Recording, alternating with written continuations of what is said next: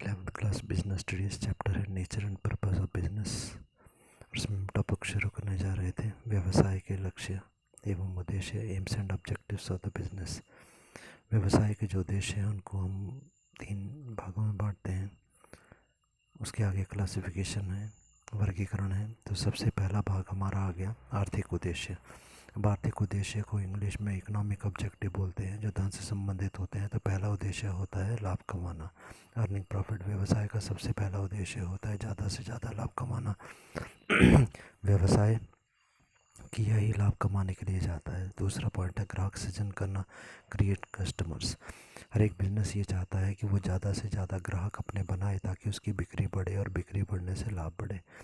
Third point है दुर्लभ साधनों का अनुकूलतम उपयोग, ऑप्टिमम यूटिलाइजेशन ऑफ रिसोर्सेज। जितने भी साधन हमारे पास होते हैं, एक बिज़नेस की बात करें, एक दुकान की बात करें, तो उसमें थोड़ा पैसा होगा, थोड़ा सा सामान होगा, थोड़े से कर्मचारी होंगे, बहुत ज़्यादा साधन नहीं होता है। तो इसलिए हमारे पास थोड़े साधन हैं, उनका सबसे अच्छा उपयोग हमने करना, अनुकूलतम मतलब सबसे अधिक उपयोग। चौथा पॉइंट है नव प्रवर्तन करना, इनोवेशंस। नव परिवर्तन करने का मतलब है हमारे को नई नई वस्तुएं बनानी होंगी जो ग्राहकों को अच्छी लगे। उत्पादन प्रक्रिया में हमारे को सुधार करना होगा। अगर हमारा उत्पादन करने का तरीका, वस्तु बनाने का तरीका पुराना है, तो उसकी जगह कोई नया तरीका हम ढूंढें। वस्तु के नए नए रूप बनाकर हम लोगों के सामने प्रस्तुत करें ताकि लोगों को वो पसंद आए और लोग हमारी चीज़ों को खरीदें। नेक्स्ट पॉइंट है आवश्यकताओं की संतुष्टि करना, सेटिस्फाइंग ह्यूमन नीड्स। ग्राहकों की आवश्यकताओं की संतुष्टि करना। ग्राहक हमारी वस्तु को खरीदते इसीलिए हैं क्योंकि हमारी वस्तुएं उनकी आवश्यकताओं को पूरा करती हैं। तो ऐसी वस्तुओं का निर्माण हम करें ताकि हम ग्राहकों की आवश्यकता को संतुष्ट कर सकें और ग्राहक हमारी वस्तु को खरीदें। दूसरे प्रकार के जो उद्देश्य आते हैं वो आते हैं हमारे सामाजिक उद्देश्य या सोशल ऑब्जेक्टिव्स। तो सामाजिक उद्देश्यों में हो गया समाज के प्रति हमारी क्या जिम्मेवारियां हैं। उसमें पहला दिया गया ग्राहकों को अच्छा माल देना, providing quality products to the customer. हमारे जो ग्राहक हैं उनको अच्छी क्वालिटी की वस्तुएं बना कर दें, तभी हमारी वस्तुओं की बिक्री ज़्यादा होगी। दूसरा दिया गया ग्राहकों को कम कीमत पर माल देना, providing products at the cheaper rate to the customers. ग्राहकों को कम कीमत पर वस्तुएं बना कर देना हमारी जिम्मेवारी है। थर्ड पॉइंट है वांछित योग्यता रखने वालों को अवसर देना, providing opportunity to the persons having the desired qualification. जो लोग योग्यता रखते हैं उनको नौकरी का मौका मिले। ऐसा ना हो कि हम जान पहचान वाले लोगों को नौकरी देते रहें और जो ज़्यादा पढ़े लिखे योग्य व्यक्ति हैं उनको मौका ना मिले।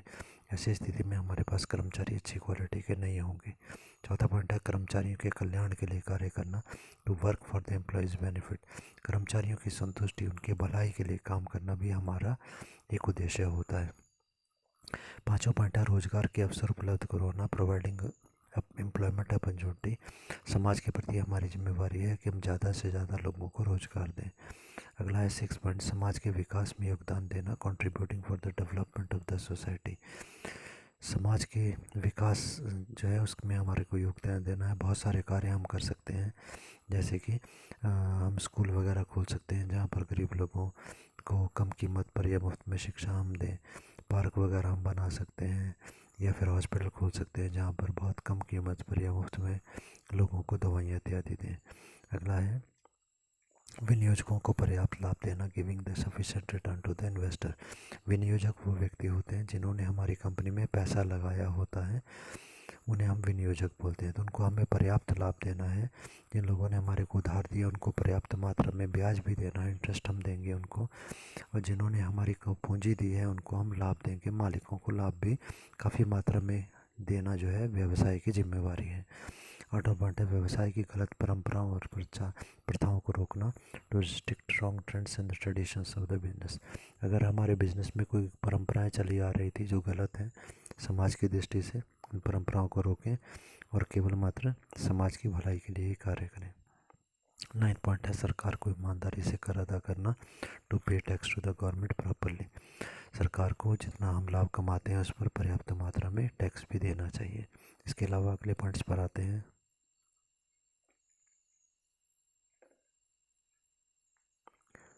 नेक्स्ट पॉइंट हमारा आ जाएगा व्यवसाय के लाभ और उद्देश्यों में मानवीय उद्देश्य, ह्यूमन ऑब्जेक्टिव्स क्या होंगे। और मानवीय उद्देश्यों में यदि हम चलें तो इसमें पहला पॉइंट हमारा आता है श्रमिकों के प्रति सहानुभूतिपूर्ण व्यवहार करना।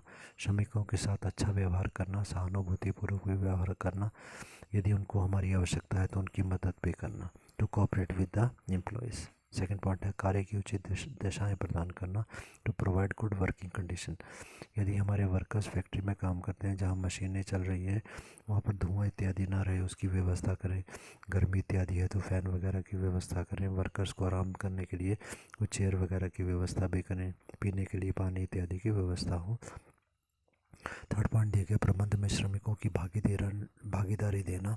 To have the workers participation in management. श्रमिकों की प्रबंध में भागीदारी का मतलब होता है जब प्रबंधक या कंपनी के जो मैनेजर्स होते हैं, बड़े ऑफिसर जो होते हैं, वो जब कोई निर्णय लेते हैं कंपनी के बारे में, तो उस टाइम पर वो भी कर्मचारियों को पूछें, भाई हम ये फैसला लेने जा रहे हैं तो अब बताइए हम ये फैसला लें या ना लें। नेक्स्ट है कर्मचारियों को लाभ में हिस्सा देना।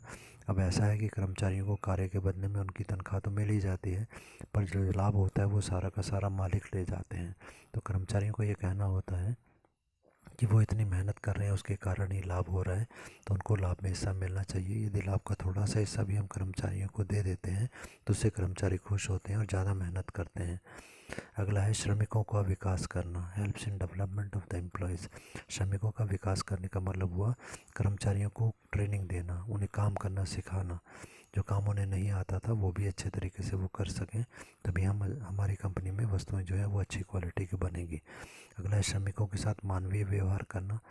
ठीक है, हम ये ना सोचें कि भाई श्रमिक हैं, वर्कर हैं, हमारे कर्मचारी हैं तो उनको पैसा दो और उनसे ज़्यादा से ज़्यादा काम लो।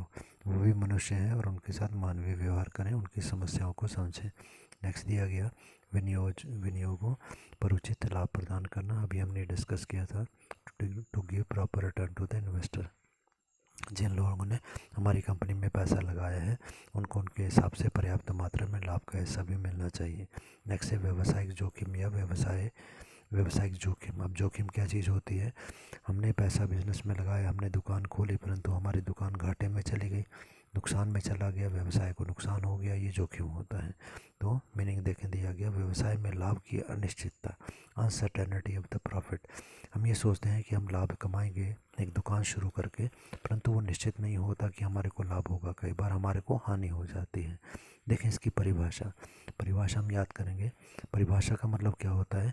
एक व्यक्ति जब किसी चीज़ के बारे में कुछ शब्द लिखता है, मान लो उसने अपनी किताब में कुछ शब्द लिखे, वो उसकी परिभाषा हो गई। जब आप डेफिनेशन को याद करते हैं तो आप लोगों ने ध्यान रखना है कि इसमें कोई भी शब्द जो है वो चेंज नहीं किया जाता, बदला नहीं जाता। जो शब्द जैसे हैं बिल्कुल वैसे ही उनको याद करना होता है, क्योंकि ये शब्द उसकी किताब में थे, उसने लिखे थे, और उसके लिखे गए शब्दों को तो कोई भी चेंज नहीं कर सकता। तो डेफिनेशन पर आते हैं। व्हीलर ने क्या बोला, परिभाषा क्या दी? बोलता है जोखिम हानि का अवसर है। मतलब जोखिम क्या चीज़ है? हानि हो सकती है, अतः यह प्रतिकूल भावी घटना के घटित होने की संभावना है। प्रतिकूल, अनुकूल क्या होता है? जो हमारे लिए लाभदायक है। प्रतिकूल क्या होता है? जो हमारे लिए हानिकारक है।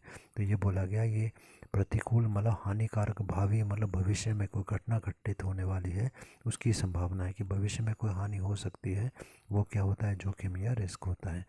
Wheeler says risk is the chance of the loss, it is the possibility of some unfavourable occurrence. Risk क्या है? चांस है एक लॉस होने का, हानि होने का। इट्स अ पॉसिबिलिटी, एक संभावना है, for some unfavourable occurrence. Unfavourable मतलब जो हमारे हित में नहीं है, ऐसा कुछ घटित होने की संभावना होती है। व्यावसायिक जोखिम की प्रकृति के पॉइंट्स पर आते हैं। Nature of the business risk, इसकी पॉइंट्स को हम डिस्कस करें तो अब चलते हैं फर्स्ट पॉइंट पर। जोखिम अनिश्चितताओं के कारण। Fundamental cause of the risk are the uncertainties. क्योंकि कुछ एक चीज़ें अनिश्चित होती हैं, निश्चित नहीं होती हैं। हम नहीं जानते कि बिजनेस में क्या चोरी हो जाएगी, कभी वर्कर हड़ताल पर चले जाएंगे, कोई दुर्घटना घट सकती है, कोई महामारी हो सकती है, जिससे कि काफ़ी सारे वर्कर हमारे छुट्टी पर चले जाते हैं, जैसे अभी हुआ। उसके बाद में भूकंप आ सकता है, हिमपात हो सकता है, जलवृष्टि, बहुत ज़्यादा बारिश हो जाना। हमने मांग का अनुमान लगाया कि हमारी वस्तु की मांग बहुत ज़्यादा बढ़ेगी, पर वो मांग गलत हो गई, सरकार के नियमों में चेंज हो गया। तो ये सारे जोखिम की अनिश्चितताएं थी, जिसके बारे में हम नहीं जानते कि ऐसा होगा, और वो हो जाती हैं। दूसरा पॉइंट दिया गया जोखिम से बचाव नहीं, रिस्क इज़ अनअवॉइडेबल। ठीक है, जोखिम इसको बोलें कि इस जोखिम को ख़त्म कर दिया जाए तो ऐसा नहीं होता। जोखिम जो है वो कभी भी ख़त्म नहीं हो सकता। हाँ, बहुत सावधानी से यदि हम व्यापार करें तो उसे कम जरूर किया जा सकता है। नेक्स्ट हमारे को दिया गया जोखिम की मात्रा व्यवसाय के आकार पर निर्भर करती है। Degree of the risk varies with the size of the business. आकार या साइज़ का क्या मतलब हुआ कि अगर हमारी दुकान बहुत बड़ी है या हमारी बहुत बड़ी कंपनी है कोई, उसमें लाखों करोड़ों रुपए का पैसा लगा हुआ है, तो इसका मतलब उसमें जोखिम ज़्यादा है। और अगर हमारी छोटी सी दुकान है, 500-600 रुपया या 1000 रुपये 2000 रुपये का सामान है, तो उसमें जोखिम भी कम होगा क्योंकि थोड़ा पैसा लगा है। चौथा पॉइंट है व्यवसाय की प्रकृति पर जोखिम की मात्रा निर्भर। Risk changes according to the nature of the business. अब प्रकृति का क्या अर्थ हुआ? देखो, जैसे हम ये बोलें कि अगर हम ऐसी वस्तु अपनी दुकान पे हमने रखी है जिसकी मांग निश्चित होती ही होती है, जैसे एग्जांपल हमने लिया, हमारी दुकान में नमक है, दिया सलाई है, चीनी है, दाल है, चावल है, इसका मतलब चाहे जो मर्जी हो जाए, हर एक व्यक्ति को ये चीज़ें खरीदनी ही पड़ती हैं। तो इनकी मांग थोड़ी बहुत होती रहेगी और हमारी बिक्री होती रहेगी और हमको पैसा मिलता रहेगा, मतलब हमारी दुकान चलती रहेगी। पर अगर हमने ऐसी चीज़ें रखी हैं जिनकी की मांग कई बार नहीं होती, जैसे फैशनेबल चीज़ें, फैशन की चीज़ें, ठीक है, तो ऐसी चीज़ें जो होती हैं फैशन बदल जाने पर वो भी बदल जाती हैं और फिर हमारे को हानि हो जाती है। नेक्स्ट है समय के अनुसार जोखिम की मात्रा में परिवर्तन। Degree of risk according to the time. क्योंकि कई बार लड़ाई झगड़े हो जाते हैं, उसके कारण भी तोड़फोड़ हो सकती है दुकानों में, या फिर लड़ाई या फिर युद्ध की स्थिति आ जाती है, सरकार के नियमों में चेंज आ जाता है, तो ये समय जब बदल जाता है, सामान्य परिस्थिति में व्यापार अलग प्रकार का होगा और ऐसी कुछ घटनाएं घट जाने पर व्यापार अलग प्रकार का होगा। अगला दिया गया व्यवसाय में जोखिम उठाने का प्रतिफल लाभ। Profit is the reward for the risk taking. यहाँ पर ये दिया गया कि हम बिजनेस में जोखिम उठाते हैं तो उसके कारण हमारे को लाभ होता है।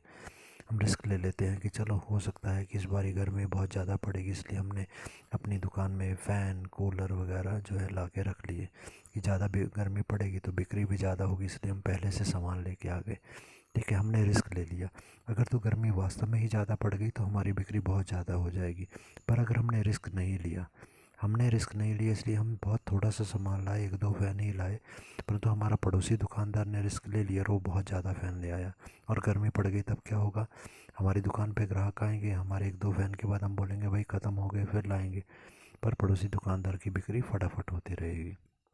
इसका मतलब है जो ज़्यादा जोखिम उठाता है उसको ज़्यादा लाभ होता है और जो जोखिम नहीं उठाता उसे लाभ नहीं होता। No risk no gain. 7 point हमारा है जोखिम को कम करना, लेकिन जोखिम का बढ़ जाना। Wants to avoid the risk but it creates it. हम कोशिश करते हैं कि भाई जोखिम नहीं हो, सावधानी रखते हैं, पर क्योंकि भविष्य तो अनिश्चित, हम नहीं जानते क्या होगा, तो कई बार क्या होता है कि हम अपनी तरफ से सावधानी रखते हैं परंतु फिर भी जोखिम या हानि हो जाती है। 8वां पॉइंट है एकाधिकार की मात्रा के अनुसार जोखिम में परिवर्तन। Risk changes according to the degree of monopoly. अब एकाधिकार का क्या मतलब होता है? एकाधिकार का मतलब ये है कि बाज़ार में बहुत सारी कंपनियां हो सकती हैं, बहुत सारी दुकानें हो सकती हैं जो एक ही प्रकार की चीज़ें बनाती हैं, ठीक है। तो ये सभी दुकानों का क्या हुआ कि एक दुकान जो है वो बहुत अच्छी तरीके से चल रही है और धीरे धीरे बाकी दुकानों की बिक्री कम हो जाएगी, तो बाकी दुकानदार क्या करेंगे, धीरे धीरे अपनी दुकानें बंद कर देंगे कि भाई हमारी बिक्री नहीं हो रही, इसलिए हमने ये सामान नहीं रखना, कुछ और सामान रख लेते हैं या कोई और वस्तु बनाना शुरू करते हैं। तो उन्होंने क्या किया, इस विशेष वस्तु का जो हमारी दुकान में थी उसका सामान रखना उन्होंने बंद कर दिया और फिर अब स्थिति ये आ गई कि बाज़ार में केवल मात्र हमारी ही दुकान रह गई। तो जब हमारी ही दुकान में सामान मिलता है तो सारे ग्राहक जो हैं वो हमारी दुकान में आएंगे। कहने का मतलब पूरे बाज़ार में केवल मात्र हमारा अधिकार हो गया।